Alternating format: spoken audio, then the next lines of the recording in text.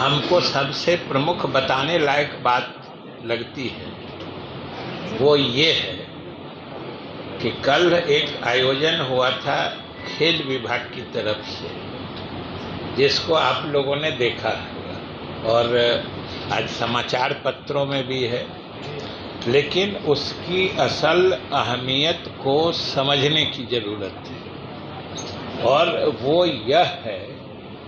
कि पहली दफ़ा अंतर्राष्ट्रीय स्तर के खेलों के आयोजन में बिहार ने अपनी एकदम चमकदार उपस्थिति दर्ज की। जो आपने कल देखा कि यहाँ जो महिला हॉकी का एशियन ट्रॉफी होता है उसका आयोजन 11 से 19 नवंबर है शायद राजगीर में आयोजित किया जा रहा है।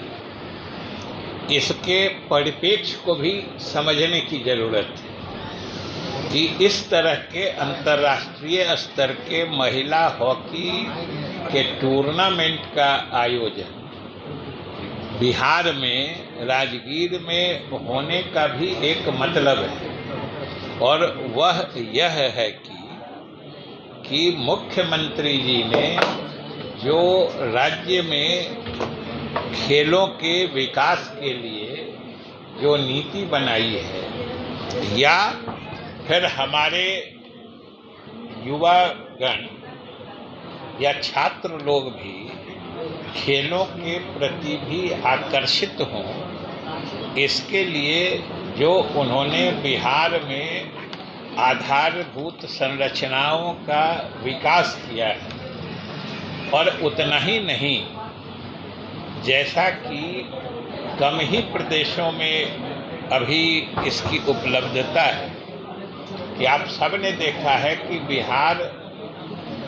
में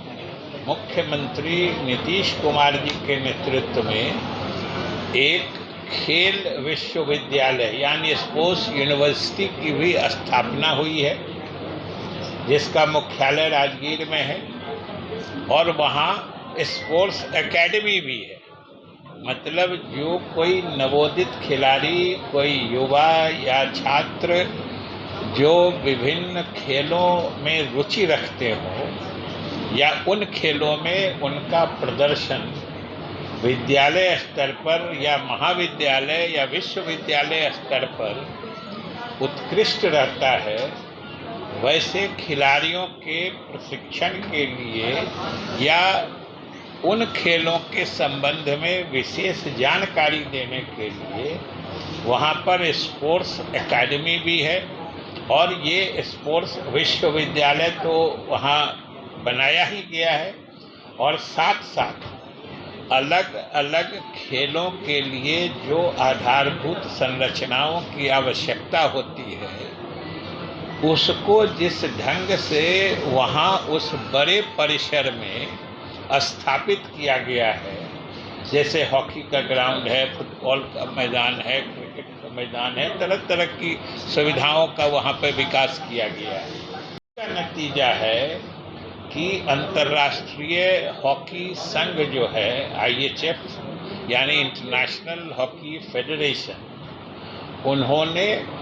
राजगीर में यानी बिहार जैसे गरीब प्रदेश में भी खेल के प्रति लोगों का आकर्षण इतना पैदा हुआ है कि ऐसी सुविधा वहाँ बनाई गई है कि अंतर्राष्ट्रीय हॉकी संघ ने भी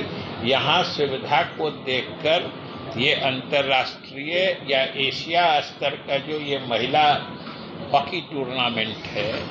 उसके आयोजन के लिए बिहार और राजगीर का चयन किया गया है, जिसके लिए आपने देखा कि ट्रॉफी यात्रा एक तरह से ये बिहार को गौरवान्वित करने वाली बात है। और ये आपको तब और बहुत ही स्पष्ट तरीके से इसकी अहमियत का एहसास होगा जब आप ये समझेंगे कि इससे पहले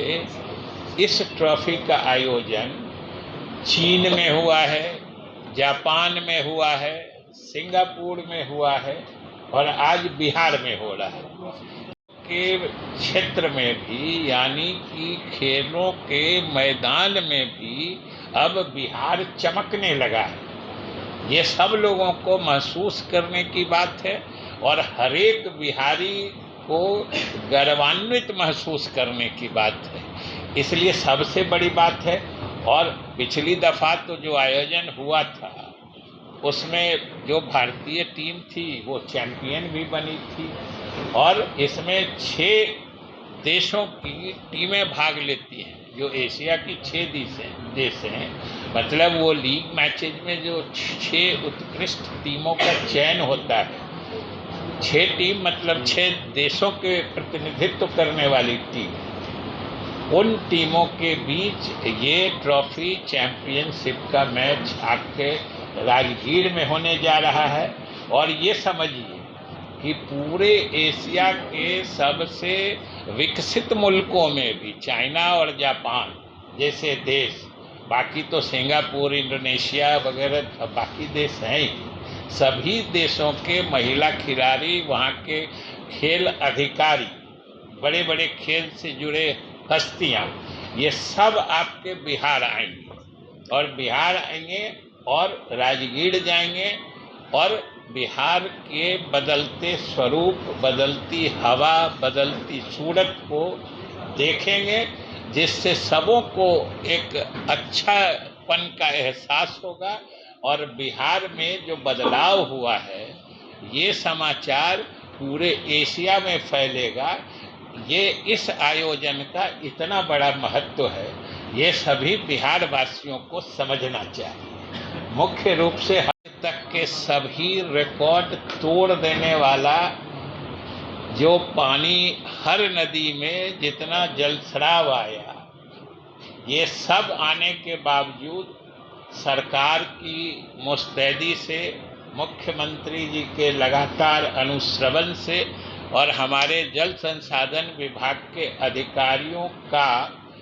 जिला प्रशासन के अधिकारियों के साथ समन्वय स्थापित करके ये जो दिन रात लगे रहे, उससे क्षति का न्यूनीकरण हो गया और कम से कम क्षति हुई। नहीं तो आप समझिए कि गंडक में और बागमती में 25 साल का रिकॉर्ड टूट गया और कोसी में तो आज तक इतना पानी नहीं आया था। जो गेज मतलब पैमाना लगा रहता है उसके भी ऊपर से पानी बह गया, इतना पानी आया। और हम लोग अपने कई 100 किलोमीटर जो तटबंध हैं सब जगह बचाए। कोसी में एक जगह जो सबसे नीचे का इलाका है, दरभंगा का इलाका, वहाँ पर तो 6-7 किलोमीटर में पानी बांध के ऊपर से बह गया, मैंने ओवर टॉप कर दिया। वहीं में एक जगह दरभंगा में किरतपुर में ब्रीच हुआ, टुटान हुआ, जिस पे हम लोग अब काम लगाए हुए हैं। और बाकी भी जिन जगहों पे टूटा है, एक तो गंडक में टूटा था और एक बागमती में, जो सीतामढ़ी में, रुन्नीसैदपुर में और बेलसंड में टूटा। हम लोग के मुस्तैदी के कारण लोगों के जान माल की क्षति कम से कम हुई है। ये हम लोगों के विभाग ने कोशिश किया और ये उसका परिणाम है। बाकी इस बाढ़ से हम लोगों ने कुछ सबक भी लिए कि आने वाले समय में जो हमारे बांधों की ऊंचाई है, इस बार के जल स्तर में आज इतना पानी आया कि हम लोगों को ये एक पाठ दिया है कि अब जो अभी की स्थिति है, हम लोगों को बांध को और ऊंचा और मजबूत करने की ज़रूरत है, जिस मामले को हम लोग पूरी गंभीरता से आने वाले समय में टेकअप कर रहे हैं और अपने बांध को और मजबूती से इसकी ऊंचाई भी बढ़ाएंगे, इसकी चौड़ाई भी मजबूत करेंगे और ऊपर में जो एक्शन उस पर सही दबाव मजबूती के लिए दिया जाए, इसलिए ब्लैक टॉपिंग करके सड़कों का भी निर्माण करेंगे। ये कुछ बातें, चूँकि बाढ़ की अवधि अब लगभग समाप्त हो रही है और हम लोग यही प्रार्थना भी कर रहे हैं, क्योंकि IMD जो मौसम विभाग है उसने भी कहा है कि अब मानसून वापस जा रहा है। इसलिए अब पिछले बाढ़ की अवधि में जो 3 महीनों का हमारा अनुभव रहा वो भी हमने आपसे साझा किया है। बाकी अगर